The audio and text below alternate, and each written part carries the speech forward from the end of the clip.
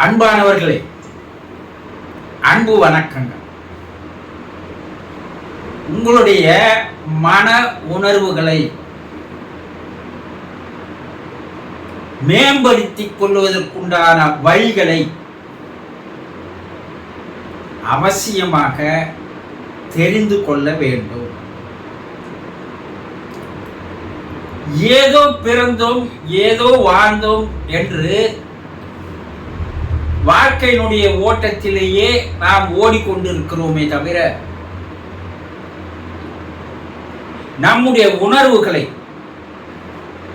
நாம் உணர்ந்து இருக்கிறோமா அல்லது உறங்கி கிடக்கின்ற உணர்வுகளை விழிப்படைய செய்திருக்கிறோமா என்றால் இல்லவே இல்லை.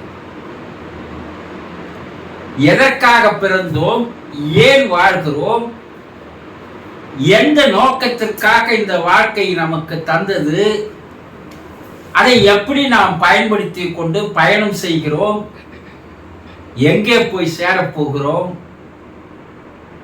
இதையெல்லாம் தெரிந்து கொள்ளாமல் விலங்கினங்களைப் போல மிருகங்களைப் போல வாழ்கின்ற வாழ்க்கையை நான் வாழ்கிறோம். அதுங்களுக்கு நமக்கு எந்த வித்தியாசம் இல்லை. இப்ப உங்களிடையே இருக்கின்ற விழிப்புணர்வு, அவேர்னஸ், இதை எப்போது நீங்கள் விழிப்படைய செய்து மேன்மை அடைய செய்கிறீர்களோ, மேம்படுத்துகிறீர்களோ,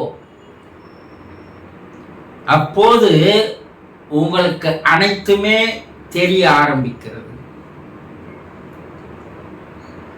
விழிப்புணர்வு இல்லாத மனித வாழ்க்கை என்பதுதான் இன்றைய வாழ்க்கை முறைகள். உங்களுக்கு பிரச்சனை இருக்குதா, கவலை இருக்குதா, கஷ்டங்கள் இருக்குதா, துன்பங்கள் இருக்குதா, துயரங்கள் நிறைந்து இருக்கிறதா, இதற்கெல்லாம் காரணம் உங்களிடையே விழிப்புணர்வானது செயல்படாததால் வருகின்ற விளைவுகள். மனிதர்கள் விழிப்புணர்வு இல்லாமல்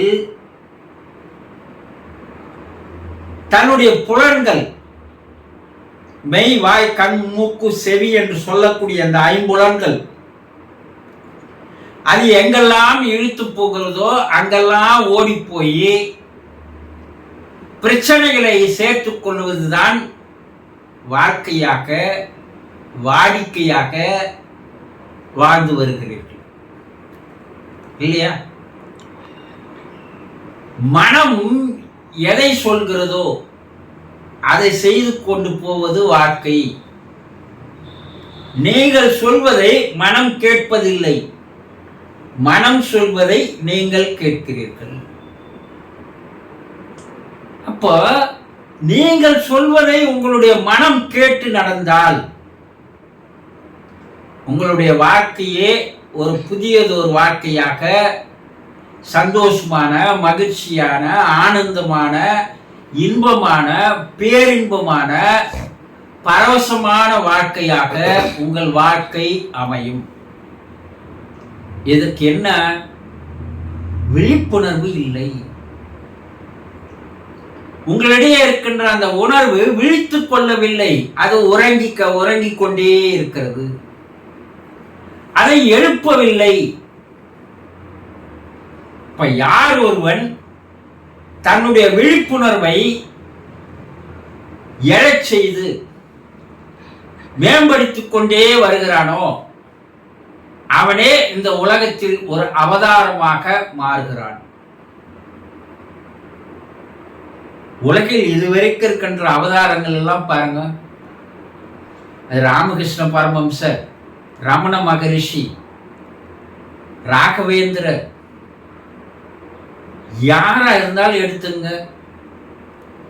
நாம் வணங்கி வருகின்ற அவதாரங்கள் எல்லாம் அவர்கள் விழிப்புணர்வை மேன்மைப்படுத்திக் கொண்டவர்கள், விழிப்புணர்வுலேயே வாழ்ந்தவர்கள். அப்படி விழிப்புணர்விலேயே வாழ்ந்த காரணத்தினால் அவர்கள் அவதாரங்களாக மற்றவர்கள் வாழ்த்தக்கூடிய, வணங்கக்கூடிய, போற்றக்கூடிய, புகழக்கூடிய வகையில் அவர்கள் வாழ்க்கை அமைந்தது. நம்மால முடியாதா? முடியும். ஆனா அந்த விழிப்புணர்வை எழுப்பிக் கொள்வதற்கு என்ன வழி? அந்த உணர்வினை மேம்படுத்திக் கொள்வதற்கு என்ன வழி? அதற்கு என்ன பயிற்சி? அதை தெரிந்து கொள்வதில் ஆர்வம் இல்லாமல், அக்கறை இல்லாமல், ஏதோ பிறந்தோம் இறந்தோம் என்ற வாழ்க்கையை வாழ்வது வாழ்க்கை அல்ல. இந்த வாழ்க்கை இறைவன் அதற்காக உங்களுக்கு தரவில்லை. அப்ப அந்த விழிப்புணர்வை எழுப்புவதற்கு, மேம்படுத்திக் கொள்வதற்கு என்ன செய்யணும்? தியானம் என்று ஒன்றுதான்,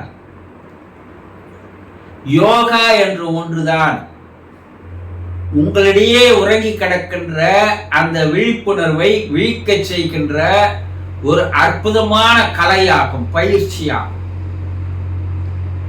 யார் ஒருவர் இதை கற்று தொடர்ந்து பயிற்சி செய்து வருகிறார்களோ அவர்களுக்கு அவேர்னஸ் என்பது விழித்துக் கொள்கிறது.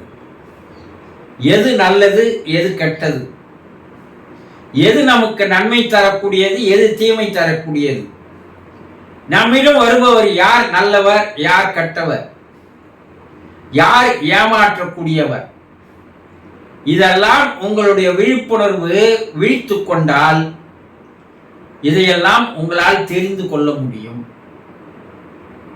ஆகவே மனிதர்களாகிய அனைவருமே இறைவன் தந்திருக்கின்ற அந்த விழிப்புணர்வை அதை விழிக்க செய்து அதை நாளுக்கு நாள் மேம்படுத்தி கொண்டே வந்தால் ஒரு அற்புதமான வாழ்க்கையை உங்களால் வாழ முடியும் என்பது 100% உண்மை, நிரூபிக்கப்பட்ட உண்மைகள். ஆகவே உங்களுடைய விழிப்புணர்வை விழிக்க செய்யுங்கள். அதை மேம்படுத்துவதற்குண்டான வழிகளை தேடுங்கள். நாளுக்கு நாள் அதை மேம்படுத்தி கொண்டே வாருங்கள்.